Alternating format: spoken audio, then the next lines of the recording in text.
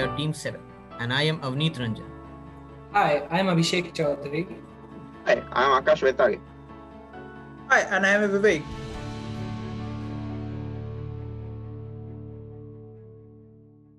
We want to place a turbine in such a way that it produces a maximum power. So why don't we place it anywhere? Because there is a problem. Turbine produce a wake effect which reduce the power of a turbine in downward direction. And that's why we need an optimum position of a turbine. For that, we have a solution, Greedy. Greedy is the best. And you ask why? Because it takes a less computational time. Also, we have the better optimization method, and that is a repetitive arrangement with the Greedy. So the idea is first divide the wind farm into grids and consider only the grid points for evaluation. The more dense grid is used, the more close we will be to the optimum result after the completion of stage 1. But the computational time will also increase.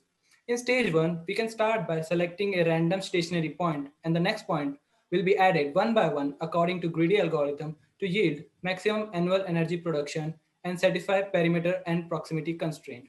After getting all the 50 points, we will be having a partially optimized wind farm layout.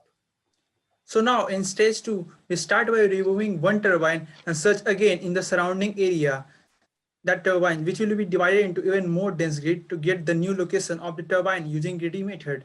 Similarly, other turbine will adjust their location. After multiple iteration, we can see how our result got optimized from stage 1 to stage 2.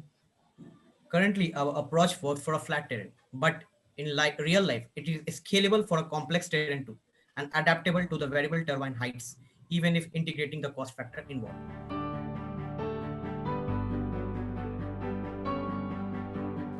We can use NN for predicting in the advanced wind speed or wind power output, which can help in several organizations for scheduling the power generation, and can also serve as a prerequisite to execute sustainable integration of a wind power grid on a particular location on Earth. Thank you.